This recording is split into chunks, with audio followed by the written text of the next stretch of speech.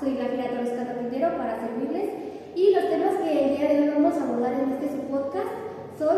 Mi nombre es José Antonio Mondragón Flores. Yo les voy a hablar un poco sobre el devenir histórico de la ciencia, cómo surgió, cómo fue evolucionando a lo largo del tiempo.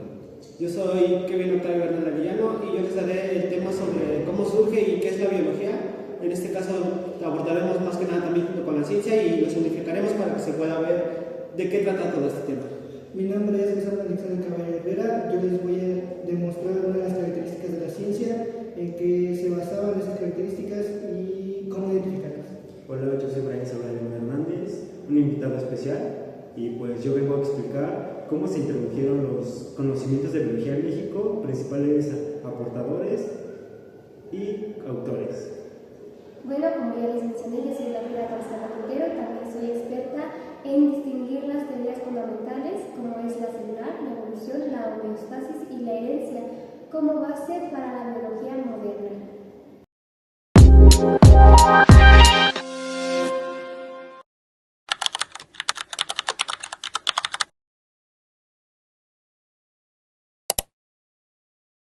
Hola, mi nombre es José Antonio Mondragón Flores.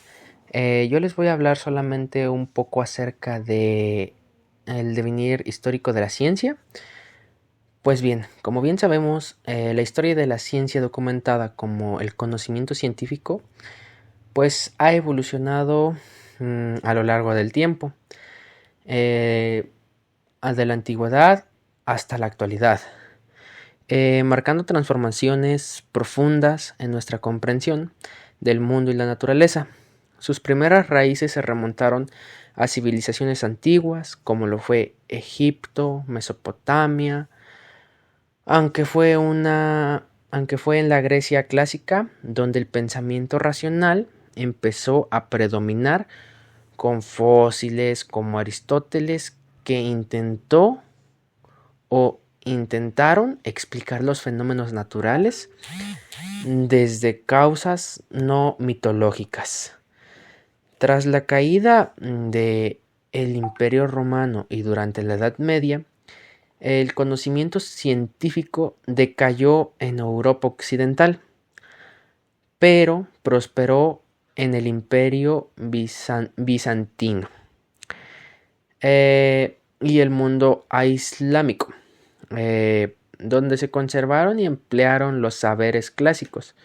La llegada del Renacimiento en Europa, el descubrimiento de textos científicos antiguos y creaciones de una nueva manera de investigar, basada en la observación, la explicación y el método científico. Figuras como Copérnico, Galileo y Bacón sentaron la base de la ciencia moderna. La revolución científica fue clave en el surgimiento de la ciencia, tal como la conocemos hoy en día. Con el desarrollo de la física, la astronomía, las matemáticas, la biología, Isaac Newton, con su obra principal, unificó las leyes de movimiento y gravitación universal, dando un marco mecánico al universo a partir de la Edad Moderna, y especialmente con la Ilustración, la ciencia se consolidó como un conocimiento empírico, teórico y sistemático, que ha permitido avanzar y hacer avances tecnológicos fundamentales, marcando también la revolución industrial. Pues bien, en un resumen ya más específico, el devenir histórico de la ciencia es un proceso de acumulación y transformación de conocimientos desde intentos filosóficos y observaciones primitivas hasta la ciencia basada en el método experimental y matemático que impulsa hoy el progreso humano en múltiples áreas. La ciencia es un conjunto de conocimientos organizados, sistemáticos y comprobables que el ser humano obtiene mediante la observación y el estudio y la investigación experimental de los fenómenos naturales, sociales y pensamiento. Su objetivo principal es descubrir, comprender y explicar las leyes que rigen la realidad para poder descubrir, predecir y mejorar la vida humana. La ciencia se basa en el método científico, que implica un proceso riguroso que incluye la formación de hipótesis, la experimentación, el análisis de datos y la revisión constante de teorías para obtener conocimientos válidos y verificarlos. La ciencia surge de la necesidad humana de entender y explicar el mundo que nos rodea. Desde la prehistoria, el ser humano ha hecho preguntas sobre la naturaleza, el universo y ha buscado respuestas para mejorar su calidad de vida. Sin embargo, en sus inicios están respuestas que se buscan a través de la religión, la mitología y la magia. El origen formada de la ciencia se remonta a la antigüedad, especialmente en civilizaciones como la egipcia y la Mesopotamia. Ahora, la biología es una ciencia natural que estudia a los seres vivos, incluyendo su estructura, funcionamiento, evolución, origen, distribución y relaciones con el ambiente. Se enfoca en entender los procesos virtuales de los organismos y sus dinámicas desde los niveles moleculares hasta los ecosistemas. El nombre de biología proviene del griego y el significado estudio de la vida. Y otras disciplinas. Muy fácil. En primer lugar, la ciencia es objetiva. ¿Qué quiere decirnos esto? Que no se basa en opiniones personales, sino en hechos comprobables. Por ejemplo, no decimos que el agua hierve porque creemos que lo hace, sino podemos medir que a 100 grados centígrados ésta comienza a hervir. Es observable. Por lo tanto, también es sistemática, ya que organiza la información de manera ordenada, siguiendo pasos lógicos para obtener conclusiones. Esto, de igual manera, la hace metódica, pues utiliza procedimientos claros, como el método científico, que se basa en observar, plantear hipótesis, experimentar y comprobar resultados. La ciencia, además, es verificable, lo que significa que cualquier persona puede repetir un experimento y obtener resultados semejantes. Esto la hace confiable y validable. Otra característica, pero no menos importante, es que es explicativa y predictiva. No solo describe los fenómenos, sino que también busca sus causas y, con ese conocimiento, podemos anticipar lo que ocurrirá. Un ejemplo es la meteorología, que estudia el clima y predice si lloverá o hará sol. Finalmente, la ciencia es abierta y falible. ¿Esto qué nos quiere decir? Que está en constante revisión y si, por alguna razón, aparece una nueva evidencia, puede corregirse o mejorar sus explicaciones. Introducción de la biología en México. Hablaremos cómo ésta llegó desde la época colonial hasta la actualidad, destacando personajes clave y sus aportaciones. En el periodo colonial, desde la llegada de los españoles de 1521, o sea, del siglo XVI al siglo XVIII. Los personajes importantes aquí es Bernardino de Sahagún y Francisco Fernández. Las aportaciones de Sahagún recopiló saberes de indígenas en su obra, mientras que Hernández clasificó más de 3.000 especies de plantas, medicinales y animales. Así, se mezclaron los conocimientos de indígenas con los grupos europeos, dando los primeros pasos de la biología en México. Ahora, en el siglo XIX fue la consolidación científica, donde se crearon instituciones educativas modernas. Los personajes son Vicente Cervantes, el cual fundó el Jardín Botánico en 1788, José Longinos Martínez, realizó expediciones zoológicas. Alfonso Herrera se considera el padre de la biología en México, fundó el primer laboratorio de biología. Sus aportaciones clave fueron: la biología se reconoció como ciencia en México, dando un paso grande donde había veces donde no le daban importancia, tal como ciencia. En el siglo XX, la institucionalización.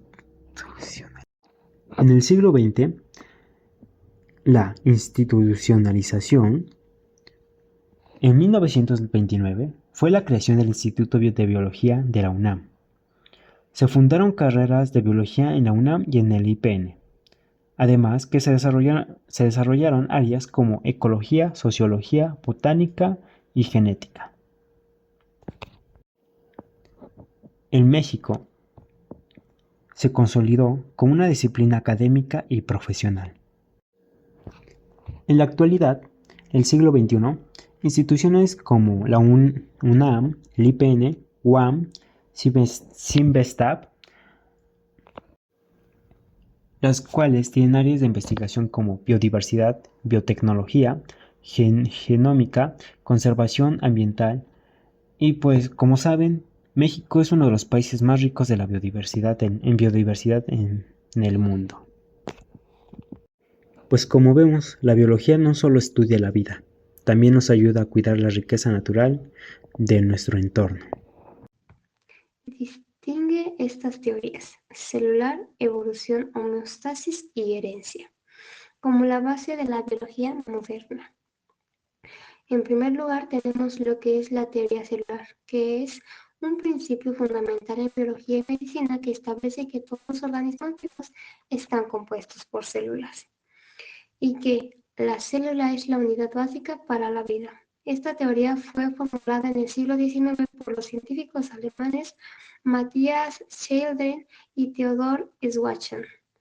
El postulado principal de la teoría celular es que todas las funciones vitales se llevan a cabo dentro de las células o en su entorno inmediato, y que el organismo en su totalidad es la suma de las actividades y de las interacciones de las células independientes. La célula es, por lo tanto, la unidad estructural y funcional básica de todos los seres vivos. En segundo lugar, tenemos la homeostasis. ¿Y qué es? Bueno, pues es mantener un ambiente interno estable o mantener constantes las cosas. No es solo característica de nosotros los seres vivos, también se aplica a la naturaleza en su conjunto. Considera la interacción de oxígeno entre la atmósfera terrestre. El oxígeno constituye al 21% de la atmósfera y esta concentración es bastante constante. Entonces, ¿qué mantiene constante la concentración de oxígeno? Bueno, pues la respuesta es simple: los seres vivos. La mayoría de los seres vivos necesitamos de oxígeno para sobrevivir y cuando respiramos eliminamos el oxígeno de la atmósfera. Por otro lado, muchos de seres vivos, que entre ellos son las plantas, desprenden oxígeno y cuando lo hacen, pues agregan oxígeno a la atmósfera. La concentración de oxígeno en la atmósfera logra mantenerse en principal equilibrio gracias a estos dos procesos. Y después tenemos en tercer lugar la teoría de la herencia genética. Bueno, pues es la idea de que las características de los organismos vivos están controladas principalmente por sus genes, los cuales se transmiten de los padres a los hijos, pues sí, de los padres a las crías. Un gen es un segmento de ADN que tiene las instrucciones para codificar una proteína. Los genes se localizan en las estructuras más grandes, llamadas cromosomas, que se encuentran dentro de la célula. Los cromosomas, a su vez, contienen moléculas grandes conocidas como ADN, ácido desoxirribonucleico, perdón. Las moléculas de ADN están codificadas con instrucciones que les permiten a las células saber qué es lo que tienen que hacer, cuál es la función que tienen que desarrollar.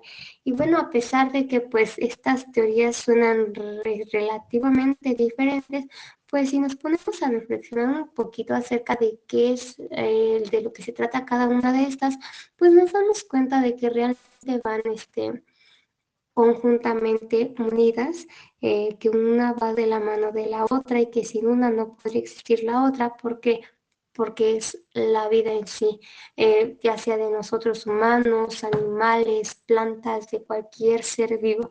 Todos tenemos células, todos nacemos de alguien, ya sea por nosotros, por ejemplo, de nuestros padres. Las plantas pues tienen un proceso diferente, pero pues de igual manera se reproducen. Entonces, pues ahí es como que la relación. No olvides suscribirte.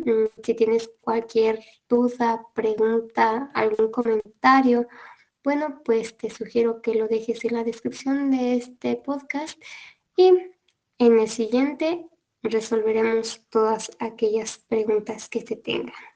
Sin más que agregar por mi parte, sería todo. Muchísimas gracias.